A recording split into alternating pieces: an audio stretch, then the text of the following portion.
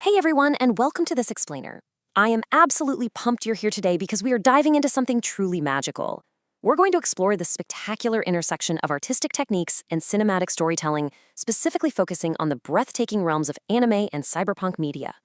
Seriously, if you ever paused a movie just to stare at a background, or felt the sudden massive wave of emotion just from the way a neon sign reflects in a puddle, well, today, we're unpacking exactly how artists build those immersive, urban dreamscapes to capture our imaginations and manipulate our emotions. It's a pretty fascinating question, right?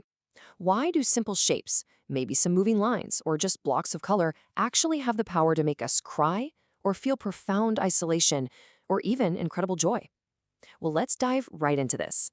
The answer lies in the invisible architecture of art mechanics. Animators and background artists aren't just drawing pretty pictures. They are utilizing psychology, geometry, and color theory to trigger these deep, instinctual emotional responses within us. The foundational rule of this invisible architecture is actually quite simple. Animation has to reflect real-world expression to create a sense of realism. If a character's physical movements or expressions don't ring true to actual human emotion, you know what happens? The audience loses that vital suspension of disbelief. Everything has to start with grounding the world in authentic human observation. Section 1. Animating the human soul. Before we can start constructing those sprawling, neon-soaked cyberpunk cities, we have to anchor the viewer's emotional journey in the characters themselves. Artists literally layer this emotion using a three-step framework. First up, you have the base posture, just the position of the body in space. A character could be standing completely still, but a slight slump in the shoulders instantly communicates sadness. Second is the primary facial expression, like a big, broad smile. But step 3 is where the real magic happens, micro-expressions. These are split-second asymmetrical facial motions. Imagine a character smiling, but there's a slight, one-sided furrowed brow. That asymmetry reveals mixed emotions, maybe masking a hidden pain. It gives the character profound psychological depth. And, of course, you literally cannot talk about physical emotion without talking about breath. Manipulating the pacing of a character's breathing is a core animation principle. Just showing a chest rapidly rising and falling adds immense psychological weight to a scene. It can amplify a super simple hand gesture from mere excitement into full-blown panic or deep, visceral relief. Section 2, the language of lies. So how do artists actually build the world around these characters? Well, in traditional 2D animation, the line is everything. And in the hands of master directors like Makoto Shinkai, the genius behind the hit anime Your Name, the line becomes this incredibly powerful emotional metaphor. He obsessively uses lines in two totally opposing ways. On one hand, the line acts as a divider. The tail of a crashing comet physically separates the two protagonists, dividing life from death, the past from the present. He even uses shots of sliding subway doors, meeting right in the middle of the frame, to emphasize separation. But on the other hand, the line is a connector. Think of the traditional red thread of fate, or a kaito, tying the characters' timelines together. Even literal subway lines act as narrative threads leading to clues. So the line physically separates, but it spiritually connects. Section 3. Designing depth and perspective. Lines don't just guide our hearts. They literally construct the physical geometry of the space. Take an illustration of a sprawling old mining town, for example. The artist mathematically constructs the realm by using a single vanishing point directly down the road and then pairs it with a wide-angle lens effect. This isn't just about making the buildings look architecturally correct. It's deliberate cinematic storytelling. By distorting the perspective and forcing all the lines to converge at one incredibly distant point, the artist creates a massive sense of scale and draws you entirely into the narrative journey right down that street. Building on that geometry, artists play with vanishing points to manipulate how we see things.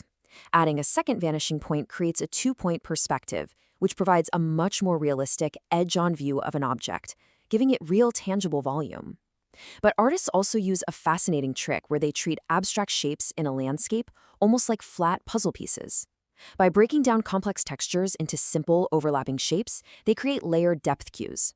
These cues create paths of least resistance, subconsciously guiding your eye exactly where the storyteller wants you to look. But hey, depth isn't just about hard math and geometry. It's actually about the air itself. Think of a painting of a misty waterfall. This brilliantly illustrates atmospheric perspective.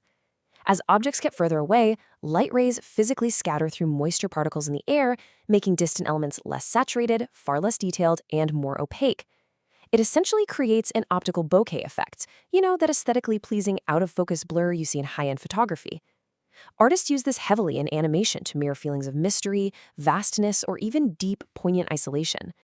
Section 4, Color Aesthetics of Cyberpunk. All right, let's shift gears from those natural landscapes and drop straight into the gritty metropolis. When we talk about cyberpunk cinema, think of visual masterpieces like Blade Runner 2049. There are very specific tenets to its color palette. You have this massive, striking contrast between low-brightness decadence, so dark, damp, oppressive environments, and high-purity, high-concentration neon lights. There are exaggerated mashups of primary colors and a chaotic alternation between towering high-rises and washing waves of neon light. And this isn't just to look cool. This stark contrast visually represents a vast societal gap.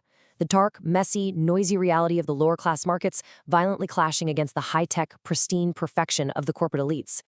There's also this wild technique called defamiliarization. Directors will take these massive, sweeping scenes and render them using almost entirely monochrome blue, or maybe a dreamy purple. Blue inherently implies melancholy and coldness, while purple implies the mysterious and the unknown. By stripping away natural colors and relying on these massive, unnatural color blocks, it creates a sci-fi imagery that feels completely alien to our ordinary, everyday lives. This essentially forces the audience to emotionally align and empathize with the protagonist's own lonely heart in a cold, hyper-technological world. Section 5. Building Immersive Dreamscapes. Okay, so we've got the emotion, the perspective, and the color palette down. Now, let's physically build a scene. If you want to digitally paint a cyberpunk character with neon lights reflecting in their glasses, it is a highly structured, layered process, honestly, very much like layering those psychological emotions we talked about earlier. First, you lay down your base sketch and flat skin color. Second, a shadow layer drops directly on top. Third, you create a dedicated glass layer using a clipping mask, which is essentially a digital boundary to contain your colors. Fourth is a top layer for the actual neon text. And finally, step 5, hitting it with a white airbrush to create that intense, glowing highlight effect. It's a precise digital construction that results in an incredibly moody, dynamic image.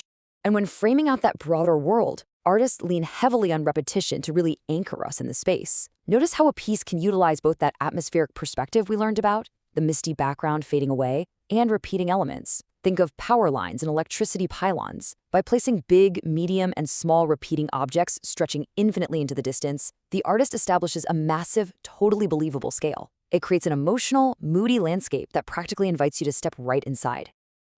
This whole process really makes me think of this incredibly humble quote from Hiromasa Ogura. He's the legendary art director who painted the jaw-dropping backgrounds for the original Ghost in the Shell. He once said, "When I was young, it wasn't like there were a lot of art careers to be had. What we do are the backgrounds, the scenery." But as we've seen today, these so-called sceneries are anything but just backgrounds. They are the invisible architecture of storytelling. They are the true emotional anchors of modern animation. Which brings us to a final thought.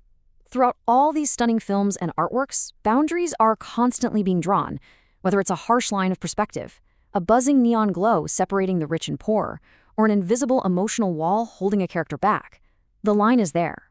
The architecture of the dreamscape has been meticulously built for you. So the next time you sit down to watch your favorite anime or cyberpunk film, I invite you to look a little closer at that invisible architecture. The line is there. Will you cross it? Thank you so much for exploring this with me today.